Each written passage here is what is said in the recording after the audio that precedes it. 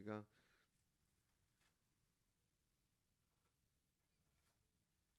삶에서 필요한 여러 가지 일상 용품, 생활 중에 사용되는 용품 중에 그 열쇠라는 게 있죠. 여러분, 오늘도 이 교회 문을 제가 그 키패드 열쇠로 번호키로 열고 들어왔는데, 이 열쇠라는 것이 무엇입니까? 어떤 잠겨 있는 것을 푸는 유일한 어떤 방법이죠. 그리고 우리가 어디를 들어갈 때 어디를 뭐 통해서 갈 때 필요한 어떤 그 필수적인 도구잖아요. 또 요즘에는 우리가 비밀번호를 많이 사용하잖아요. 핸드폰이라든지 아니면 온라인상에서 어떤 아이디를 치고 들어갈 때도 다 아이디와 비밀번호가 필요할 때 그 비밀번호 이런 것들, 이것이 바로 거기에 진입할 수 있는, 그리고 그것을 내가 활용할 수 있는 첫 번째 관문이 되겠죠. 네. 그와 같이 신앙생활에도 그 핵심적인 그 관문과 같은 가장 최초 그리고 기반이 되는 그러한 것이 있습니다. 그러한 것들을 오늘 본문을 통해서 함께 보기를 원합니다. 첫 번째는 예수 그리스도입니다. 예수 그리스도, 우리의 신앙과 우리의 삶과 우리의 구원의 첫 번째 문이자 열쇠, 그것은 바로 예수 그리스도죠. 오늘 이 본문에 보면요, 이 오늘 본문 2장 1절부터 10절의 구절을 보면, 특별히 5절부터 10절 이 다섯 구절에 보면요, 그 예수 그리스도를 계속해서 반복하고 있어요. 5절에 보면 그리스도와 함께 살리셨고, 또 6절에 또 그와 함께 일으키사 또 그리스도 예수 안에서 함께 하늘에 앉히시니. 그러니까 그리스도를 계속 반복해요. 그러면은 7절에서는 사실은 굳이 또 반복하지 않고 우리가 우리에게 자비하심으로써 그 은혜의 지극히 풍성함을 이렇게 해도 우리가 다 그것을 이해할 수도 있을 거예요. 유추할 수 있습니다. 근데 이제 특히 이제 영어권 그 문장들은요 사실 반복을 싫어해요. 그래서 영어는 대명사가 잘 발달돼 있거든요. 그러니까 이제 그래서 이제 하나의 어떤 단어를 얘기했으면 그 다음에는 it이라는 그것으로 그 단어를 지칭해서 반복을 안 해요. 이제 뭐 그건 영어권이라고 하더라도 사실 뭐 영어권이라는 그 문화 자체가 헬라어에서 시작됐기 때문에 헬라 문화에서 많이 영향을 받았잖아요. 그리스 로마. 비슷할 거라고 생각해요. 그런데 바울이 그러함에도 불구하고 지금 같은 단어를 계속 반복하고 있어요. 그만큼 이 단어는 바울에게 있어서는 반복해도 전혀 문제가 안 되는, 오히려 반복해야 되는, 강조해야 되는 단어이기 때문입니다. 그게 뭐예요? 바로 그리스도 예수 안에서 우리에게 자비하심으로써 그 은혜의 지극히 풍성함, 그러니까 형언할 수 없는, 측량할 수 없는 그 은혜의 풍성함으로 우리에게 행하신 거죠. 그것을 다음 세대에 알리게 하는 그러한 사명을 우리 가운데 주신 거예요. 또 10절에서도 우리는 그의 만드신 바라 그리스도 예수 안에서 또 반복하고 있어요. 할렐루야. 이것은 여러분 이만큼 그리스도 예수, 그것은요 말 그대로 변할 수 없는, 빠질 수 없는 핵심이기 때문입니다. 바울이 그것을 놓치고 싶지 않은 거예요. 생략하고 싶지 않은 거고 생략할 수 없는 겁니다. 단 한순간이라도 그리스도 예수를 빼놓고 생각하고 싶지 않은 거예요. 여러분 이 바울의 이 구절에서, 이 성경에서 그의 마음이 느껴지지 않나요? 여러분 그가 쓰면서도 예수 그리스도를 한 번쯤 생략할 수 있잖아요. 이미 예수 그리스도 안에서 모든 것을 다 얘기하고 있는데 사실 1장에서부터 2장 여기까지 보면요, 예수 그리스도 예수 그리스도 예수 그리스도 그리스도 예수 안에서 계속 그가 정말 뭐라 그럴까요? 그러니까 노이로제가 걸릴 만큼, 부정적으로 얘기하면 진짜 이게 무슨 거기에 되게 엄청나게 그 그 단어가 생각이 안 나네요. 어쨌든 그만큼 집중하고 있습니다. 계속해서 그 정도로 노이로제가 걸릴 만큼 뭔가 계속해서 거기 집중하고 있는 거예요. 그만큼 바울에게는 그리스도 예수, 이게 정말 너무 빠질 수 없는 핵심인 거죠.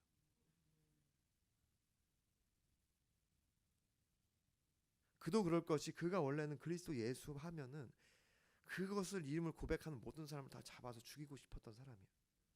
그런데 그가 다메섹으로 그렇게 그런 사람들을 잡아서 죽이려고 이단이라고 생각하는 정말 이 유대교를 흔드는 말도 안 되는 이단을 잡아서 다 잡으려고 그렇게 서류를 가지고 다메섹으로 가는 그 도상에서 그 도중에서 그 예수 그리스도를 만난 거예요.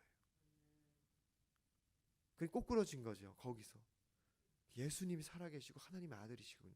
그렇기 때문에 그가 모든 것이 과거로부터 자기가 배웠던 모든 것이 다 연결이 되고 그 미래까지도 모든 것이 다 깨달아지면서 성령에 의해서 이게 예수 그리스도의 비밀을 그가 알기 시작한 거예요.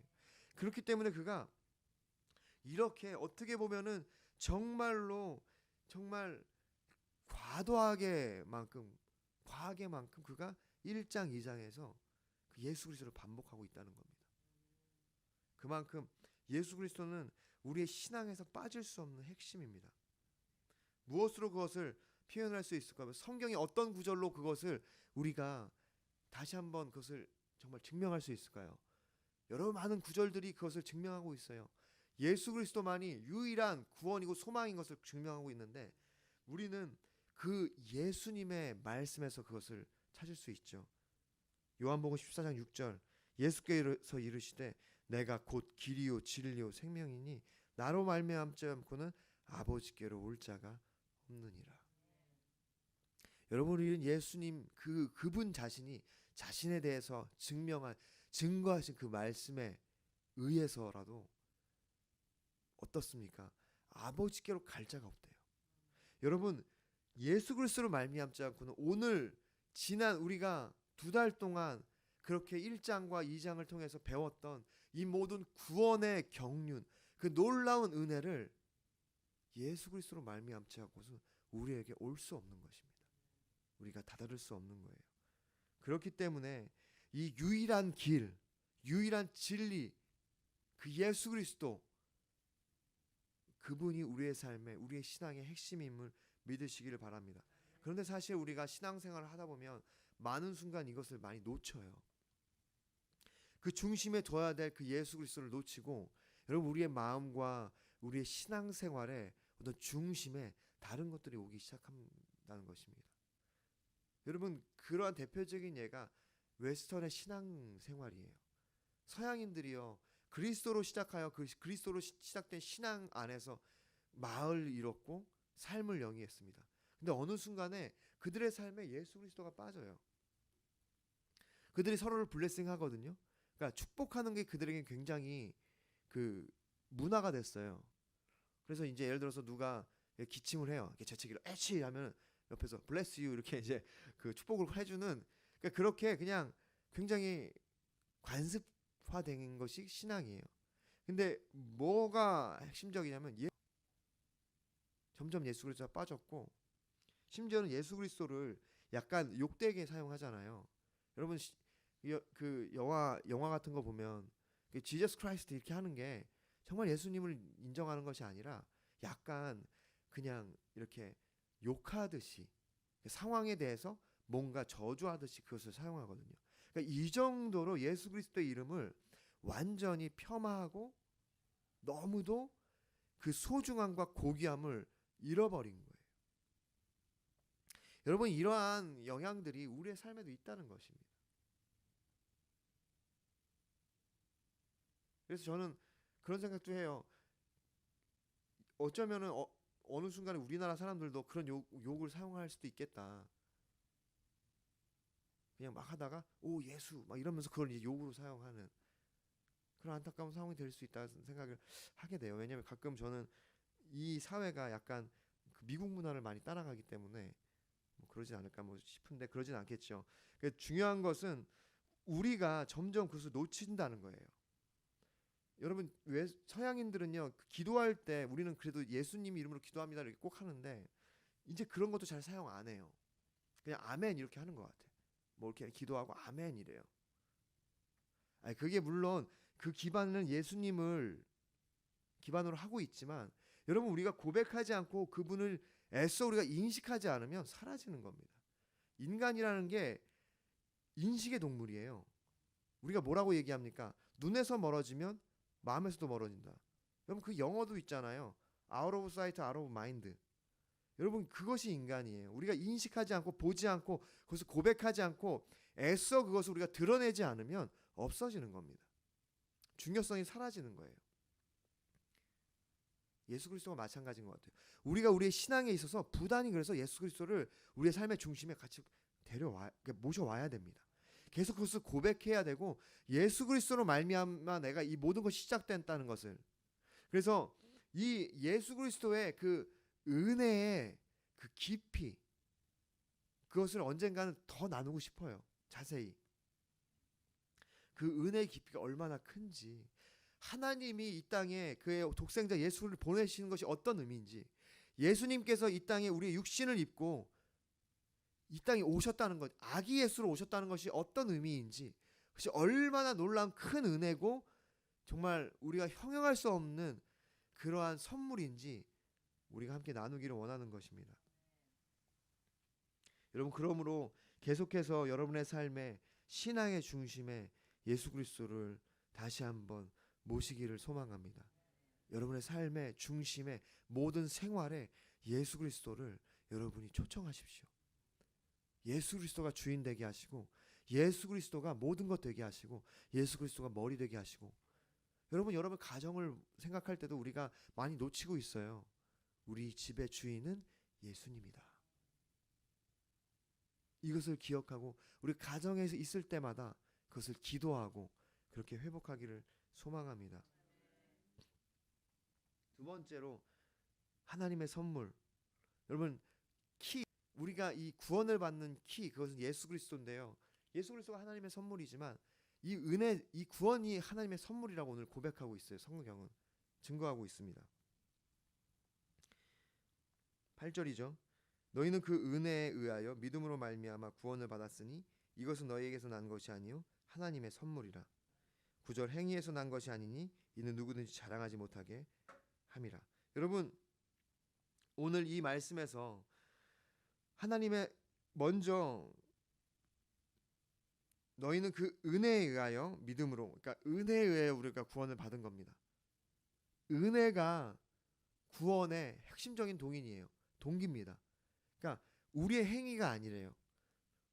은혜, 그러니까 선물이라는 뜻. 은혜라는 그 단어가 카리스인데요. 카리스가 은혜라는 뜻이 있고 거기에는 선물이라는 뜻이 있습니다. 그러니까 은혜는 곧 선물이에요. 그러니까 하나님의 은혜로, 그러니까 하나님의 선물로, 이런 뜻도 되는 거예요. 하나님의 선물로 우리가 구원을 받은 거예요. 여러분, 우리의 의지와 노력과 사실 우리의 바램도 아니에요. 여러분, 우리는 죄 가운데 있을 때 구원을 받고자 하지도 않습니다. 터부시하고 예수 그리스도 예수쟁이들이라고 사실은 놀리죠. 구원에 관심도 없어요. 그런 우리에게 구원을 선물로 주신 거죠. 깨닫게 하신 거고. 그래서 오늘 이 말씀에 은혜로 구원받은 것이고 그것은 선물인데, 그래서 동일하게 그 마지막에 이것은 하나님의 선물이라. 거기서는 이제 데오스 도론이라는 선물이라는 단어를 명확히 쓰고 있는 거예요. 그 단어는 희생이란 뜻이고 제물이란 뜻이기도 합니다. 예수 그리스도죠. 하나님의 선물. 구원은 예수 그리스도예요. 그것이 하나님의 선물입니다. 여러분, 여기서 믿음으로라고 하는 것은요, 그것조차 주님이 주시는 선물이에요. 믿음은 들음에서 나요. 들음은요, 예수 그리스도의 말씀인데요, 말씀을 주시기 때문에 우리가 믿음이 생기는 겁니다. 그래서 믿음은요, 우리의 행위나 우리의 의가 아니에요.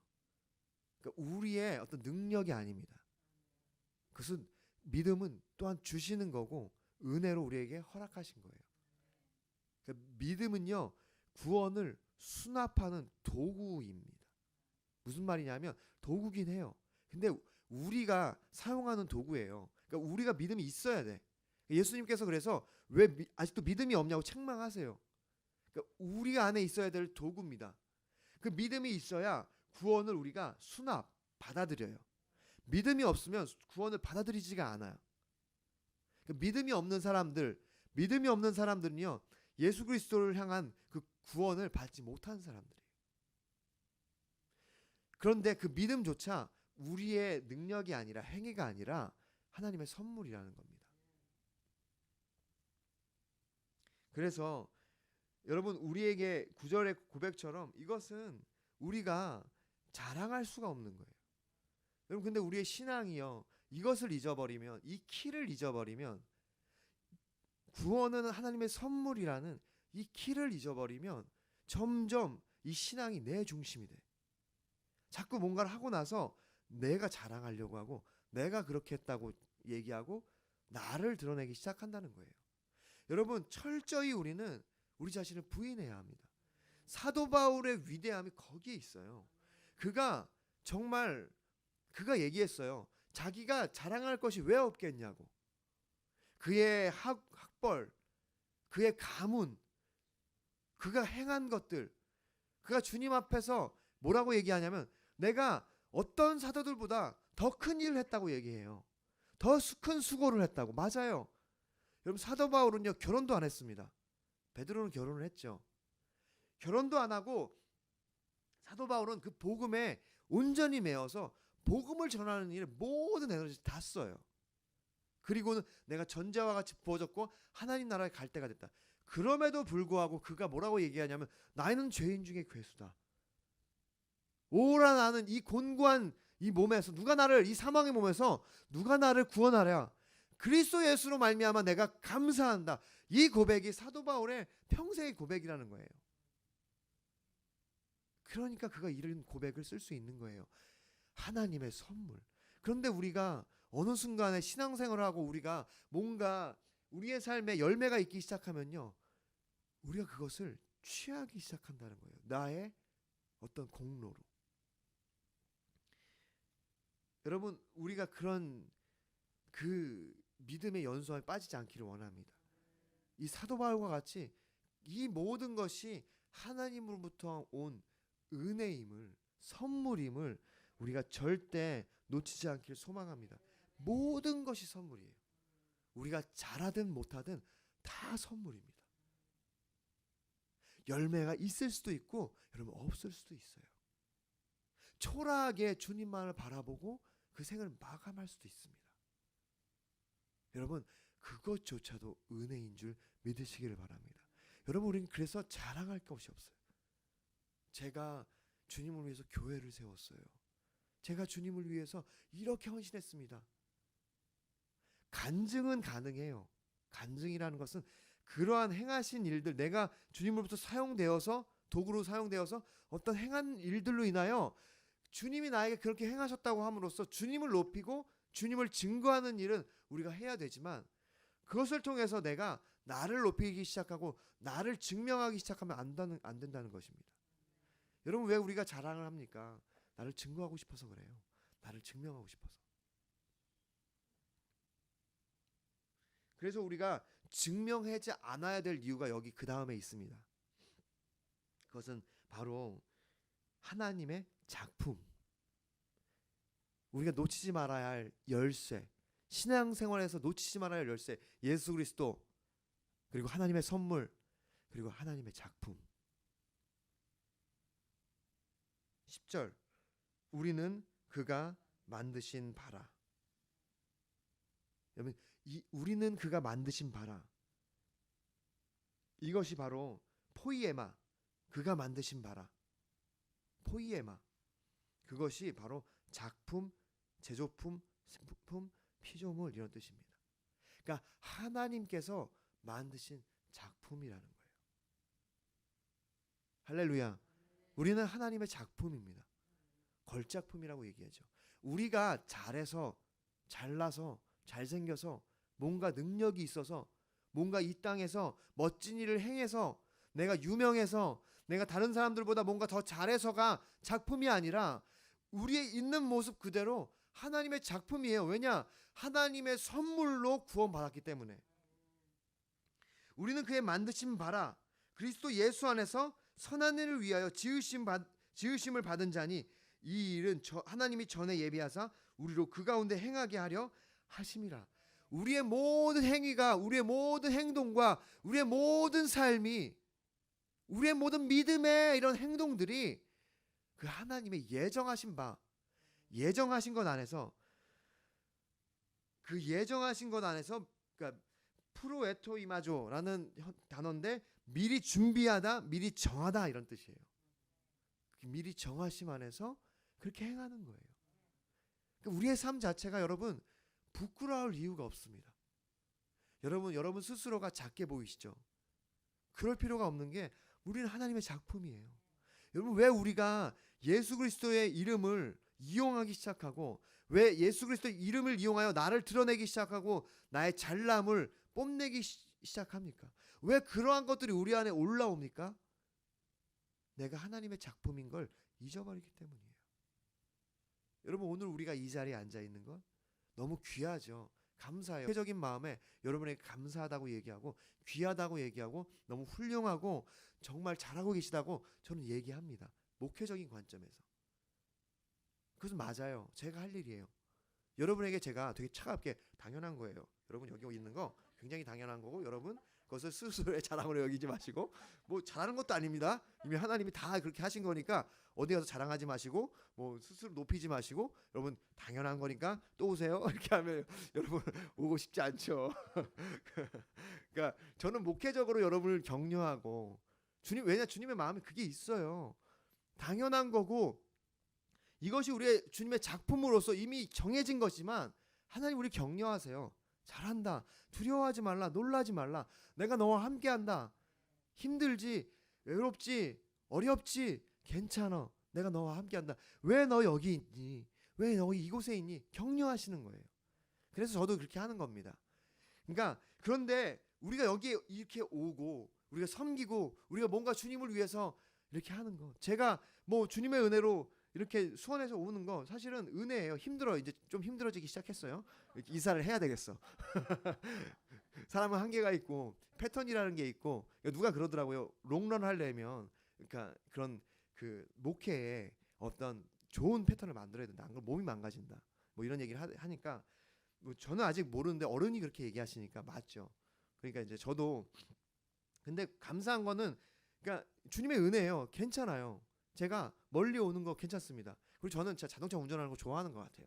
그냥 운전하는 게 그렇게 싫지 않아. 그냥 재밌어요. 그래서 이렇게 오고 하는 건데 이것조차도 은혜죠. 주님이 그렇게 하시니까. 여러분 오늘 여러분이 이 자리에 앉은 것이 주님의 은혜임을 믿으시길 바랍니다. 주님의 작품인 거예요. 여러분을 조각하신 거고 예정하신 거고 이곳에 앉히신 겁니다. 여기뿐만 아니라 여러분의 직장, 여러분의 관계, 가정, 모든 상황, 사람들이 여러분을 속상하게 하는 것, 여러분을 모함하는 것, 여러분을 아프게 하는 것, 여러분에게 뭔가 안 좋은 시선을 가지고 오해하고 다음에는 이렇게 해주세요 라고 얘기할 때 마음이 아프죠. 난 그게 의도가 아닌데, 그런 모든 상황조차도 다 하나님의 작품임을 여러분 믿으시길 바랍니다. 영원한 경륜 안에서 여러분의 허락한 그 영원한 영광을 향한 발걸음이에요. 거기에 수반되는 어려움들과 그런 아픔들인 겁니다. 그래서 바울이 얘기한 거예요. 고난을 기뻐하라고. 할렐루야. 우리가 이처럼 우리 삶 자체가 하나님의 작품인 것, 만드신 바라는 것을 알기 시작할 때, 믿기 시작할 때, 그것이 느껴지기 시작할 때 우리의 삶에는 주님이 주시는 그 진짜 자신감이 생겨요. 그건 근자감이 아닙니다. 근거 없는 자신감이 아니에요. 근거 있는 자신감이에요. 왜냐? 난 주님이 만드신 바니까. 세상의 눈이 아니에요. 여기까지 인도하신 게 주님이시고 마귀 사단은요 계속 정죄해요. 너는 자격 없다고. 근데 아니요. 주님은 그렇게 얘기해요. 내가 너를 예정했고 여기까지 인도했다고. 나의 만드신, 내가 만든 작품이라고. 할렐루야. 그 말씀을 믿으시기를 바랍니다. 여러분 이것이 우리 신앙생활의 키예요. 키. 이걸로 열고 들어가는 겁니다. 예수 그리스도, 그리고 하나님의 선물인 구원, 그리고 하나님의 작품. 이 세 가지를 여러분 기억하시고 여러분의 신앙생활을 더욱 굳건한 반석 위에 세우심으로써 여러분이 그 하나님의 영광을 위하여 쓰임받는 한 분 한 분이 되시기를 간절히 소망합니다. 기도하겠습니다.